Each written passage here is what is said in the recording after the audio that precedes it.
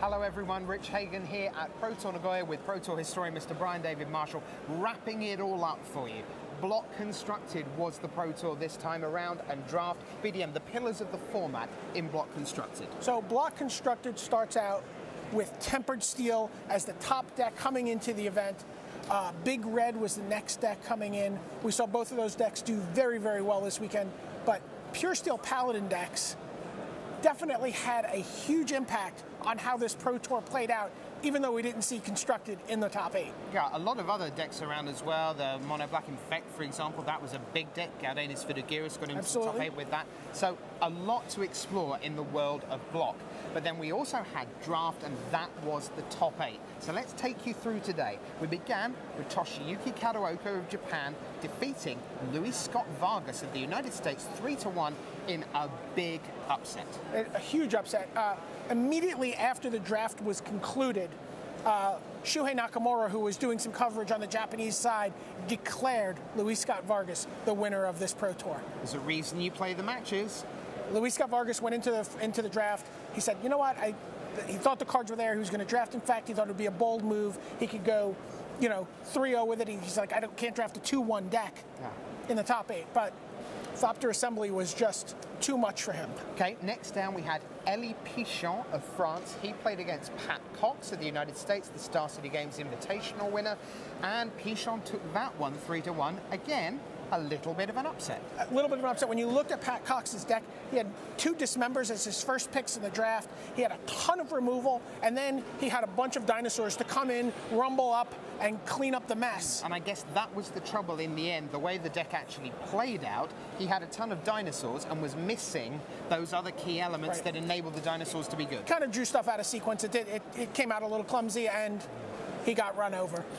5-game set then. We had Fabian Thiele of Germany up against Galdanis Vidugiris, as we've mentioned. That went the whole distance, and this very impressive German Thiele advanced by 3-2. Right. The match started out actually with 2 games run off rather quickly by Thiele, and then in the 3rd game, he all but had the match won, and just a rookie mistake, just a lot of information on the table, didn't use his Gremlin Mind to kill a Blending Soul Eater, ended up being hatreded out by an Immolating Soul Eater on the next turn, and all he could do was, kick himself.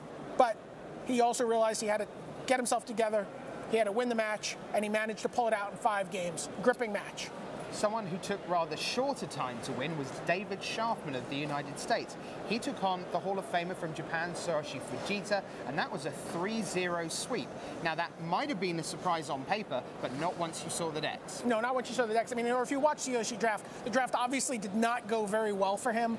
There were a number of players that looked like trying to draft a mono-white deck that Michael Jacobs has talked about, that Raphael Levy has talked about, and there was kind of like a 3 or 4 player pileup in the draft as people were fighting over the white cards, and Fujita really got driven off the road. Yeah, and Sharfman did not, and in the semi-finals he benefited again as he took apart Thiele 3-0 once again. Right. That's the second 3-0 sweep of the top 8. The other semi, Kataoka defeated Pichon 3-0. So we had 2 sweeps in the semis, and that left you with a final BDM that took all of 19 minutes. What happened?